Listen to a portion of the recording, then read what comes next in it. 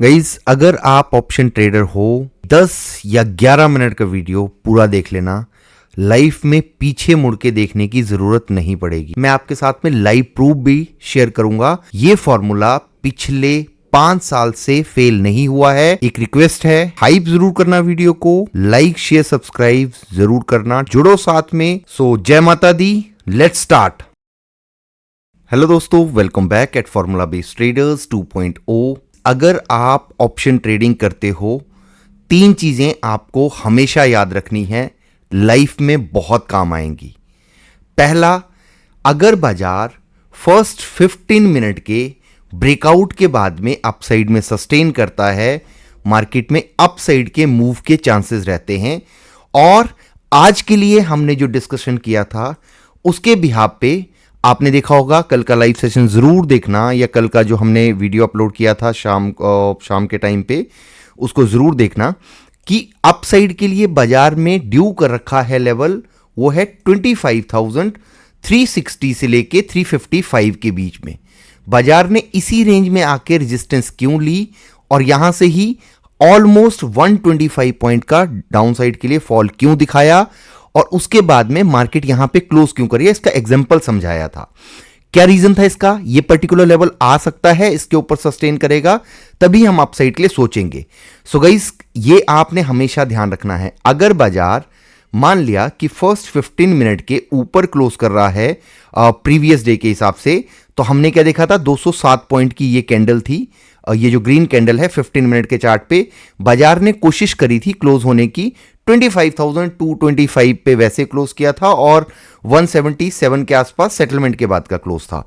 सो बाजार में ड्यू क्या रह गया था अपसाइड के लिए? ड्यू रह गया था इतना ही अपसाइड के लिए और मोमेंटम। अगर आप यहां से काउंट करेंगे, बाजार में 25,207 पॉइंट का ये मूव बना, और जैसे ही आप 207 पॉइंट डालोगे, यही पर्टिकुलर लेवल आया।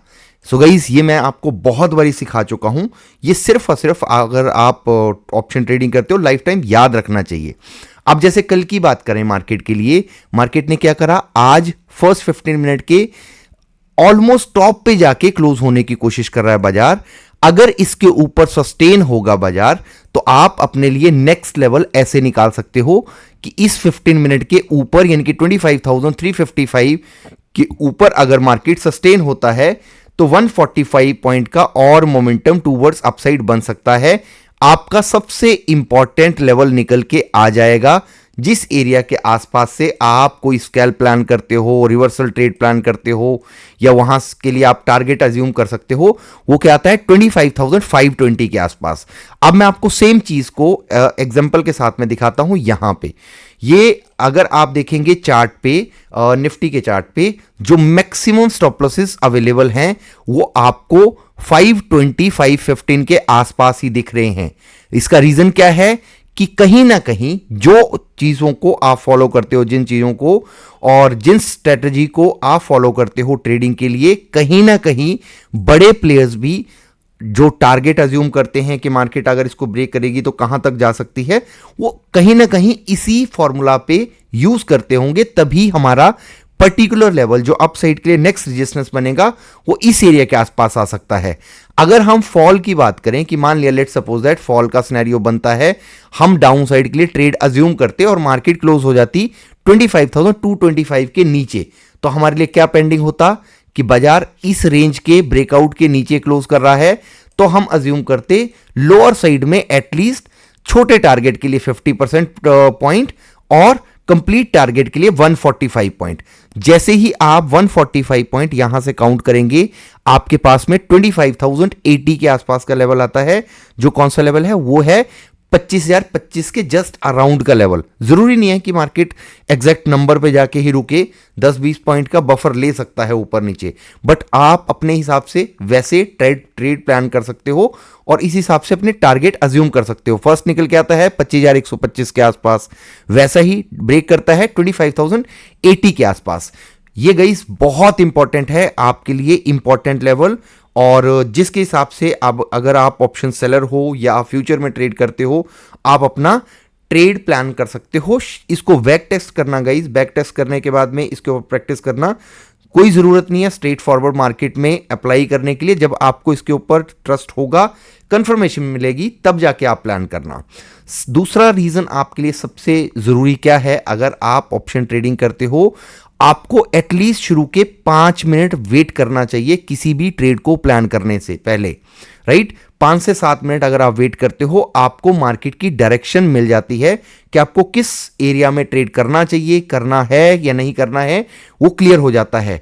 और साथ में ही आपके पास में एफआईएस का डाटा क्लियर होना चाहिए कि डेरिवेटिव्स में एफआईएस की क्या पोजीशन है, क्या ये बुलिश हैं, क्या ये बेरिश हैं। सबसे मेन होती है, इंडियन मार्केट में ट्रेड करते हो, वो है प्रो की पोजीशन। अगर प्रो बुलिश हैं और इनकी पोजीशन बुलिश बनी हुई है, मार्केट में एक मोमेंटम इनकी फेवर में लगने के मैक्सिमम टाइम पे चांसेस बनते हैं। और एफआईएस की भी बाइंग और सेलिंग देखना जरूरी है।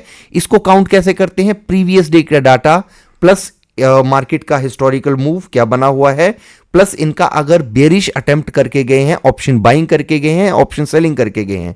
अगर ऑप्शन सेलिंग करके गए हैं तो ये अपने आप को सेफ निकालने के लिए मार्केट को उस रेंज में लेके जाएंगे जो हमने कल शाम को जो एक लाइव सेशन के छोटा सा वीडियो अपलोड किया था आपके लिए, उसमें डिस्कस किया था कि एफआईएस की जो बाइंग है वो इतनी इंटरेस्टिंग नहीं है, ऑप्शन सेलिंग करके गए हैं।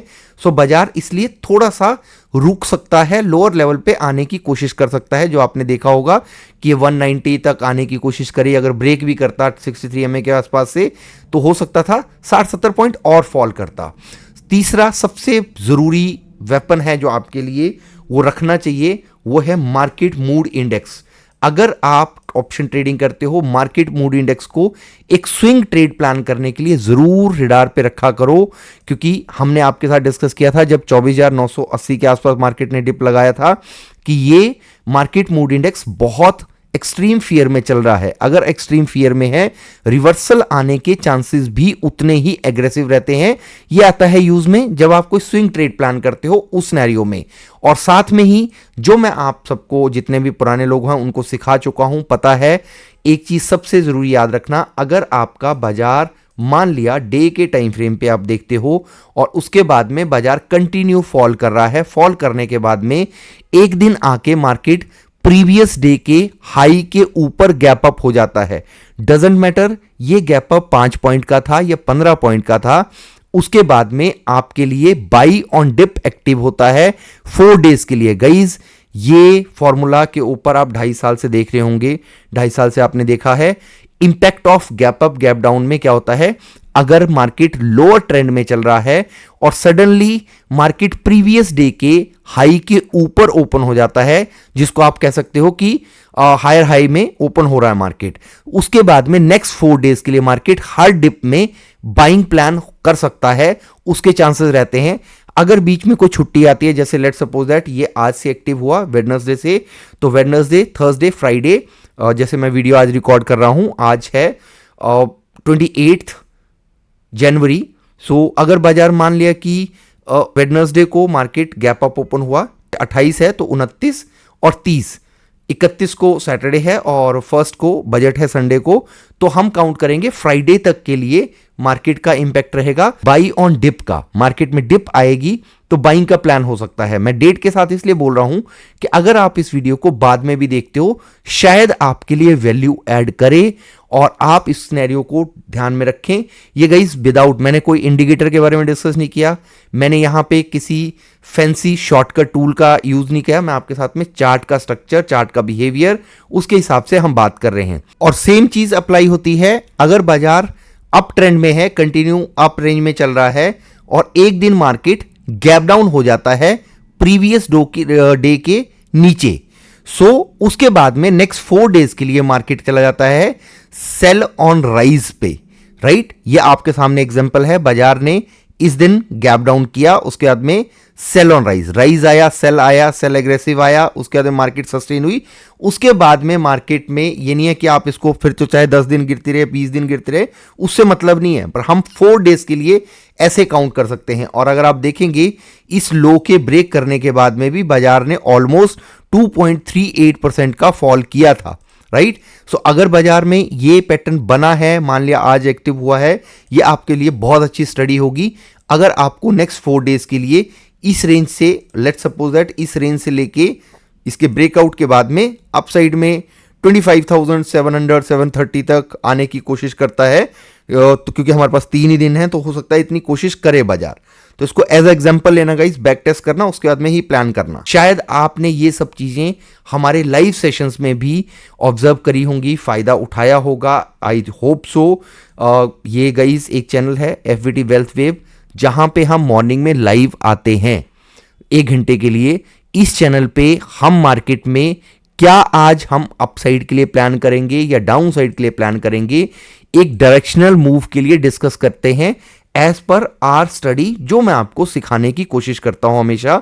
और एफवीटी वेल्थ वेव इस चैनल का नाम है, तो उसको आप सब्सक्राइब करके रख लेना। और जिस चैनल पे आप वीडियो को देख रहे हैं, ये चैनल है फॉर्मूला बेस्ड ट्रेडर।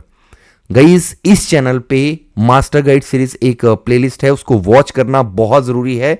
शायद आपके बड़े से बड़े कोर्स करने की जरूरत नहीं पड़ेगी, आपको फ्री ऑफ कॉस्ट यहां पे कैलकुलेशन बेस्ड लर्निंग मिलेगी, शायद लाइफ टाइम वैल्यू ऐड करेगी, और बहुत सिंपल लैंग्वेज में, राइट। सो नए हो चैनल पे लाइक शेयर सब्सक्राइब जरूर कर देना, टेलीग्राम पे ज्वाइन, इंस्टाग्राम पे follow. Thank you so much for watching, bye bye, take care.